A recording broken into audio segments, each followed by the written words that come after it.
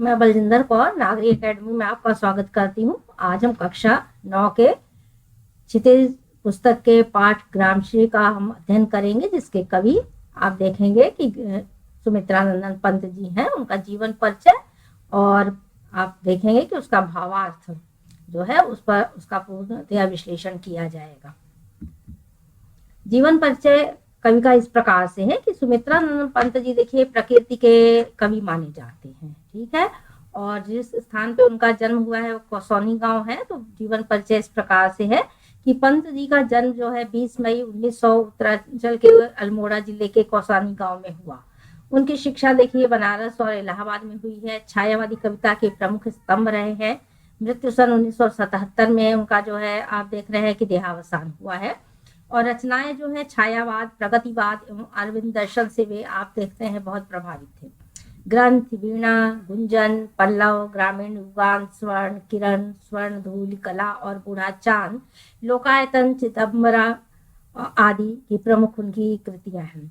और उन्हें जो सम्मान मिले हैं, साहित्य अकादमी पुरस्कार, भारतीय ज्ञानपीठ पुरस्कार एवं सोवियत लैंड नेहरू पुरस्कार से उन्हें सम्मानित किया गया। पंत जी की कविताओं में प्रकृति और मनुष्य के बीच के संबंधों को दर्शाया गया है कि बिना प्रकृति के देखिए मानव का जीवन जो है वो असंभव है। तो इस प्रकार से प्रकृति और मनुष्य के बीच का जो तालमेल है वो किस प्रकार का है।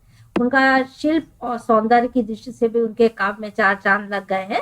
ग्रामीण अंचल के खेतों, लहलहाती फसलों, फलों, फूलों आदि का भी सुंदर चित्रण उनकी कविताओं में है, जो अत्यंत ही क्या करता है, रोमांचित करता है। और आपकी कविता में भी इसका वर्णन मिलेगा। कविता का भावार्थ इस प्रकार से, पंक्तियां आप सुने कि किस प्रकार से कवि ने वर्णन किया है। कवि कहते हैं कि फैली खेलों में दूर तक खेतों में क्या फैली हुई है। आप देखेंगे कि वर्णन किया गया है प्रकृति का, और हरियाली फैली हुई है, हरा भरा सब कुछ दिखाई दे रहा है। ये हरियाली कैसी है, कवि कहते हैं कि मखमल की कोमल हरियाली। ये हरियाली मखमल की तरह अत्यंत ही कोमल है, लिपटी जिससे रवि की किरणें, जिससे सूर्य की किरणें लिपटी हुई दिखाई देती हैं। सारा प्रकाश ऊर्जा जो है सूर्य के माध्यम से जो प्राप्त होता है। तो पृथ्वी जो है किससे आप देखते हैं कि रवि की किरणों से, सूर्य के प्रकाश से, किरणों से लिपटी हुई नजर आती है। चांदी की सी उजली जाली, ये किरणें जब पृथ्वी पर पड़ती हैं तो उसका वर्णन करते हुए कवि कहता है, सी शब्द आया है, देखिए यहाँ पर उपमा अलंकार का प्रयोग किया गया है, कंपेयर कर दिया गया है। चांदी की तरह जो उसका पीला प्रकाश है, जमीन तक आते आते उतना पीलापन नहीं है, उसको चांदी की तरह कह दिया गया है कि थोड़ा सफेदी लिए हुए चांदी की तरह से, उजली जाली की तरह से मानो छन करके यहाँ पर आ रही है। तिनकों के हरे हरे तन पर छोटे छोटे घास, तिनकों पर क्या है, हरा हरा जो हरियाली है उसकी, तन माने शरीर पर आप देख रहे हैं उसका प्रकाश पड़ रहा है। तो हरे हरे दो बार आ गया, पुनरुक्ति प्रकाश अलंकार का सुंदर प्रयोग किया गया है।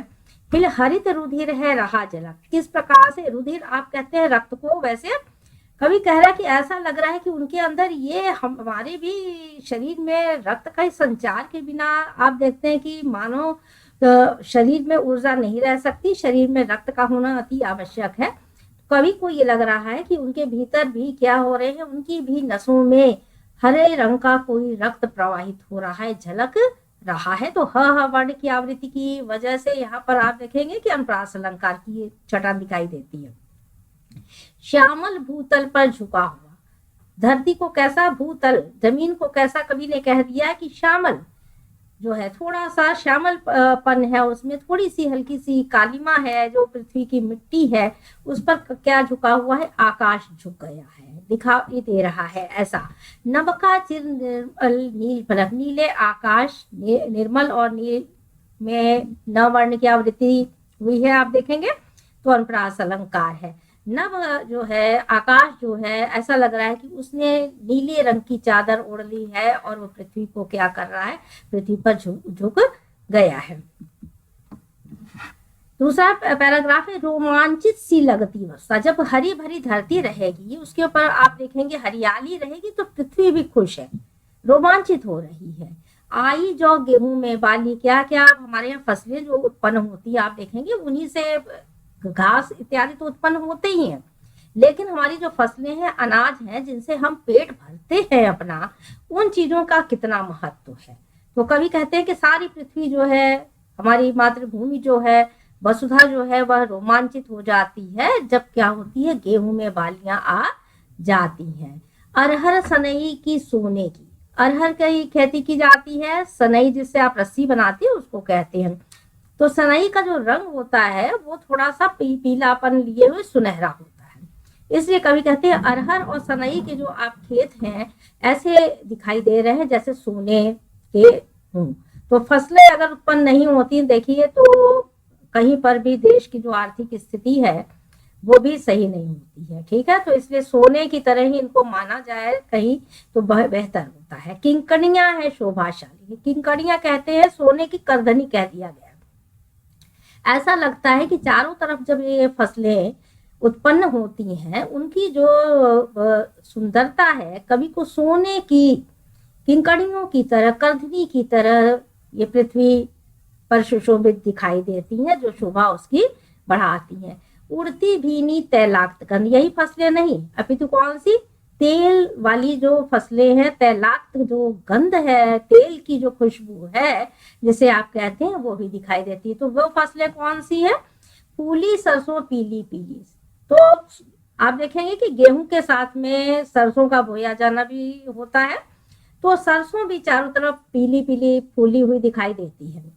लो हरित धरा से झांक रही, ऐसा लग रहा है हरी भरी धरती से कौन झांक रहा है। तो आप देखेंगे कि नीलम की कली तीसी नीली, तीसी भी बोई जाती है जिसकी कली और उसका रंग जो है वो नीलापन लिए हुए है, इसलिए तीसी की कली भी वहां पर फूली हुई कली दिखाई देती है। तो इस प्रकार से कविता में आप देखिए कविता किस प्रकार से तुकांत है और अच्छे सुंदर शब्दों के भी प्रयोग किए गए हैं। तीसरे पैराग्राफ में भी आप देखें कि रंग रंग के फूलों में रिलमिल, तरह तरह के फूल, रंग रंग 2 बार शब्द आ गया है, तो यहाँ पर भी पुनरुक्ति प्रकाश अलंकार का सुंदर प्रयोग किया गया है कि रंग रंग के जो फूल हैं वो चारों तरफ आप देखेंगे रिले मिले हिलमिले से दिखाई दे रहे हैं। हंस रही सखियां मटर खड़ी, अब देखिए यहाँ पर सखियां शब्द आ रहा है। अब ये आप देखेंगे सखियां शब्द का प्रयोग हम तो स्त्रियों के लिए ही करेंगे, स्त्रीलिंग शब्द हो सकता है। और यहाँ पर मटर की 2 फलियां जिसे आप देखेंगे वो आपस में सटी हुई दिखाई दे रही है, तो बहुत ही खुशी का माहौल दिखाई दे रहा है। तो उनको लग रहा है कि 2 सहेलियां जो हैं वो क्या कर रही हैं, हंस रही हैं। तो यहाँ पर एक तरह से मानवीकरण अलंकार का सुंदर प्रयोग किया गया है। मखमली पेटियों सी लटकी, वो किस प्रकार की है, मानो उनके किसमें मटर को हम छीलते हैं तब अंदर से मटर निकलता है, तो मखमल की पेटियों के अंदर ये छिपे हुई रहते हैं मटर, लटकी हुई हैं। छिमिया छिपाए बीज लड़ी, जो छिमिया शब्द का भी प्रयोग किया जाता है मटर के लिए, तो ये अपने अंदर 6 वर्ण की आवृत्ति है, अनुप्रास की छटा है, बीज इनके अंदर जो है आप देखेंगे कि रहते हैं। ठीक है, ज्यादातर चीजें इसी तरह की उत्पन्न भी होती हैं क्योंकि पक्षी इन्हें खा जाते हैं, तो प्रकृति का जो प्रभाव है उसको आप देखिए किस प्रकार का है। फिरती है रंग रंग की तितली, तरह तरह रंग बिरंगी तितलियां जो है वहां पर घूमती है। तो अब आप देखेंगे जितना सौंदर्य है और जहां पर हरितिमा है, हरियाली है, जहां पर आप प्राकृतिक सौंदर्य देखते हैं, वहीं पर ये पक्षी और तितलियां भी आपको दिखाई देती हैं जो अब शायद नहीं दिखाई देती हैं।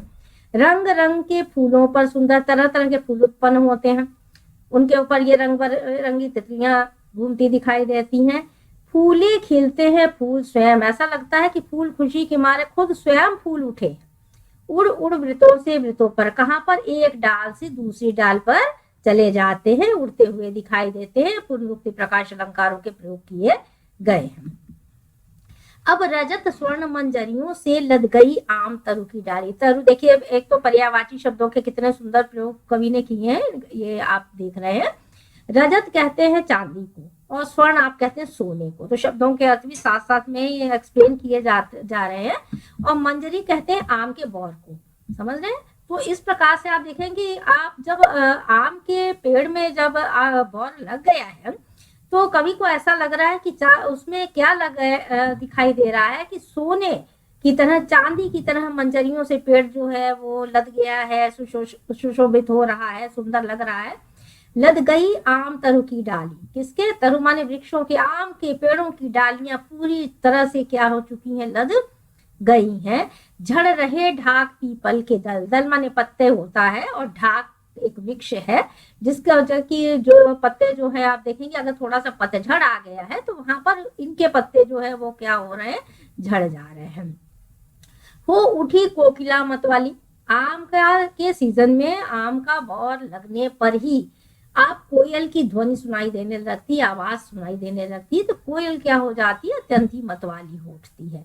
महके कटहल, और क्या क्या आप इस गर्मी के मौसम में खाते हैं जो सब्जियां, उनका भी वर्णन कवि ने करते हुए कहा कि क्या महक, खुशबू जो है किसकी, कटहल की आने लगी, जामुन फलने लग गया, मुकुलित हो चुका है। जंगल में जो है झरबेरी नाम का जो एक बेर होते हैं जंगली, वो भी जो है हो गए हैं, निकल आए हैं। फूले आड़ू, आड़ू जो है फूल गया है। ये सब बहुत सारी चीजें जो है आप देखेंगे पर्वतीय स्थानों पे। और कसौनी जैसी जगह पर आप देखेंगे, जो इस समय उत्तराखंड का की बात अगर हम कर लें, तो वहां का सौंदर्य आपको स्वयं ही किस प्रकार का ये मालूम है, और ये सारे बहुत सारे फल वहां पर उत्पन्न होते हैं। आड़ू, नींबू, दारिम कहते हैं अनार को, वहां कवि कह रहा है कि अनार भी है। आलू, गोभी, बैंगन और मूली जैसी सब्जियां आपके उत्तर भारत में भी होती हैं, और ये सामान्य रूप से सभी जगह है, इसलिए जो है वो भी उत्पन्न होती हैं। इसके बारे में कवि ने बताया हमें। पीले मीठे अमरूदों में, आप देख रहे हैं अमरूद भी जो है पूरे भारतवर्ष में करीब करीब होता है, ठीक है। तो कह रहे हैं कवि की पीले मीठे अमरूद भी हैं। अब लाल, लाल दो बार देखिए शब्द आ गया है, तो इसमें पुनरुक्ति प्रकाश है, चित्तियां पड़ी, उनके पर स्पॉट पड़ जाते हैं, जो इसलिए चित्ती शब्द आया है। पक गए सुनहरे मधुर बेर, बेर का फल भी कैसा हो गया है, पीलापन लेकर के सुनहरा हो गया है, पक गया है। अमली से तरु की डाल जड़ी, डाल ले गया डाल जड़ी, तो अमली, आंवला जिसे आप कहते हैं, उससे जो है वृक्षों की जो डालियां हैं वो जड़ी हुई दिखाई दे रही हैं। लहलहा पालक महमद धनिया, क्या क्या है, पालक लहलहाने लगी है, धनिये की खुशबू चारों तरफ फैल गई है। लौकी और सेम जैसी फलियां भी उत्पन्न हो गई हैं। मखमली टमाटर हुए लाल, लाल जो टमाटर थे उनका रंग क्या हो गया है, काफी लाल दिखाई दे रहा है। मिर्ची की बड़ी बड़ी हरी थैली, मिर्च कैसी दिखाई दे रही, बड़ी बड़ी, दो बार शब्द आया है, पुनरुक्ति समझेंगे इसे आप। और हरे रंग की मानो थैलियां लटकी हुई दिखाई दे रही हैं। बालू के सांपों से अंकित, और आप देख रहे हैं कि जहां पर बालू है उसका के सौंदर्य का वर्णन करते हुए कवि ने कहा, गंगा के किनारे का वर्णन किया। कह रहे कि बालू के सांपों से अंकित माने बनी हुई, तो जब बालू जो है आप देखेंगे कि थोड़ा टेढ़ी मेढ़ी उसकी जो लाइनें दिखाई दे रही हवा से गए बालू में, तो वहां पर ऐसा कवि को लग रहा है। से शब्द आपका उपमा अलंकार के लिए सास ही से के प्रयोग किए जाते हैं, जिनको आप बहुत अच्छे तरीके से समझ सकते हैं, अलंकारों का अध्ययन भी कर सकते हैं। तो बालू के सांपों से अंकित, ऐसा है कि किसी ने बालू के ऊपर क्या कर दिया, सांपों की आकृति अंकित कर दी है, बना दी है, ऐसा लग रहा है। गंगा की सतरंगी रेती, कवि को क्यों ऐसा लगता है कि गंगा की जो रेत है उसका रंग सतरंगी है, क्योंकि सूर्य का जो प्रकाश है वो 7 रंगों का है, इसलिए जो है उसकी आप देखेंगे कि रेत को कवि ने सतरंगी कह दिया है। सुंदर लगती सरपत छाई, वहां पर सरपत जो है पानी के पास में उत्पन्न हुई है, वो सुंदर दिखाई देती है। तट पर तरबूजों की खेती, जहां पर आप देखें कि बालू होता है वहां पर खरबूजे और तरबूज की खेती की जाती है, इसलिए यहाँ पर तटों पर किनारों पर किसकी खेती हो रही है, तरबूजों की खेती की जा रही है। अंगुली की कंघी से बगुले, बगुले भी वहां पर आसपास है, वो क्या करते हैं, अपने जो अंगुली पैरों की उंगलियां हैं जो है, उनके पंजे जो हैं उनसे क्या कर रहे हैं, ऐसा लग रहा है कि वो अपनी जो कलगी है सिर पर उसको सवार रहे हैं, कलगी सवारते हैं, कोई लग रहा है कोई उनकी कलगी सवार रहा है, वो भी बन ठन के वहां पर कलगी सवार करके मानो कंघी से दिखाई दे रहे हैं। तिरछे जल में सुरखाब, पुलिन पर मगरौठी रहती सोई, मगरौठी रहती है पानी में, आप देखेंगे तिरते जल में होगा तो तिरछे लिख गया है, सॉरी, तो तिरते जल में सुरखाब, तो सुरखाब नाम का जो पक्षी है, जैसे कि इसमें इसका प्रयोग आपके हमारे समाज में अक्सर कह देते हैं, जो व्यक्ति बहुत अपने आप को जो समझता है कि मैं बहुत अच्छा हूँ, बहुत ज्यादा मेरे अंदर खूबियां हैं, तो आप कह देते हैं कि आपको खाप के पर लगे हैं क्या। तो एक ये पक्षी है, समझ रहे हैं, तो जो कि अपने सौंदर्य के लिए, अपने उसको बहुत दिखाने के लिए प्रसिद्ध है। और पुलिन है, आप कहेंगे कि कमल का जो पत्ता है उसके ऊपर जो मगरौठी है, वो क्या है, एक तरह की पक्षी है जो पानी में है, जो सोई हुई दिखाई देती है। कुछ आलस्यपन भी यहाँ पर दिखाई दे रहा है। हसमुख हरियाली हिम आतप, सुख से अलसाए से सोए, भीगी अंधियारी में निश की तारक सपनों में से खोए। अब देखें कि हरियाली कैसी है, उसको कह दिया कि चारों तरफ हरितिमा है, इसलिए क्या है, वो हरी भरी है, तो हसमुख दिखाई दे रही है। हिम आतप तो है, आप देखेंगे कि थोड़ा सा जाड़ा शुरू हो चुका है, और गर्मी के लिए क्या है, वहां पर थोड़ी सी आवश्यकता है। तो आप देखेंगे थोड़ी बर्फ, थोड़ी गर्मी की जो वर्णन किया गया है। सुख से अलसाए से सोए, अब ऐसा लग रहा है कि हरियाली जो है वहां पर क्या कर लेना चाहती है, आलस्य के कारण, थोड़ी सी गर्मी प्राप्त होने के कारण अलसाई हुई सी, सोई हुई सी दिखाई दे रही है। भीगी अंधियाली में निशी की, भीगी हुई रातें हैं, यानी कि ओस की बूंदें भी पड़ने लग गई हैं, ठंडक का आगमन हो रहा है। तो निशी है, रात्रि के अंधेरे में तारक सपनों में से खोए, तारागण क्या हो गया है, रात्रि के अंधकार में ऐसा लग रहा है कि वो सपने में खो गए हैं। मरकत डिब्बे सा खुला ग्राम, आप देखिए मरकत कहते हैं पन्ने को, पन्ने का रंग होता है हरा, और पूरा वर्णन जो कवि ने किया है यहाँ पर प्रकृति का, वो कैसा है, हरितिमा से भरा हुआ, हरा भरा है। तो गांव को डिब्बे की तरह से कवि ने कह दिया है, और जो हरे भरे वृक्ष और खेत खलिहान है उसे मरकत की तरह यानी पन्ने की तरह से कह दिया गया है। और यहाँ पर उपमा अलंकार का प्रयोग किया है। जिस पर नीलम नभ आच्छादन, जिसके ऊपर क्या है, पूरी तरह से नीलम और नभ, न वर्ण की आवृत्ति है, अनुप्रास अलंकार का प्रयोग किया गया है, कि पूरा आकाश मंडल ने क्या किया है, उसको ढक रखा है। निरुपम हिमांत में स्निग्ध शाख, इस हिमांत में आप देखेंगे कि ओस की बूंदें गिरने लग गई हैं, चारों तरफ का वातावरण शांत हो चुका है, स्निग्धता दिखाई दे रही है, और ये वातावरण अत्यंत ही निरुपम है, अनुपम है। निज शोभा से हरता जनमन, चारों तरफ जो ये शोभा दिखाई दे रही है हरियाली भरी, ये लोगों के मन को आकर्षित करने वाली है। काव्य सौंदर्य इसका इस प्रकार से, बीच में आपने को काफी कुछ समझा दिया गया है कि खड़ी बोली हिंदी है, मुक्तक छंद है, कविता में प्रकृति प्रेम है, सुंदर अलंकारों के प्रयोग अभी भी आपने पढ़े और इस पर भी स्क्रीन पर दिए गए हैं। हरे हरे तथा रंग रंग जैसे शब्दों में पुनरुक्ति प्रकाश, बालू के सांपों से अंकित में उपमा का प्रयोग किया गया है, फूले फिरते में अनुप्रास अलंकार है, निर्मल नील फलक में अनुप्रास अलंकार है, चांदी किसी में उपमा अलंकार का प्रयोग किया गया है। इस प्रकार से आपने कवि परिचय पढ़ा, कविता का भावार्थ समझा है, काव्य सौंदर्य को समझा है। चैनल को सब्सक्राइब करें, वीडियो को लाइक करें तथा शेयर करें। धन्यवाद।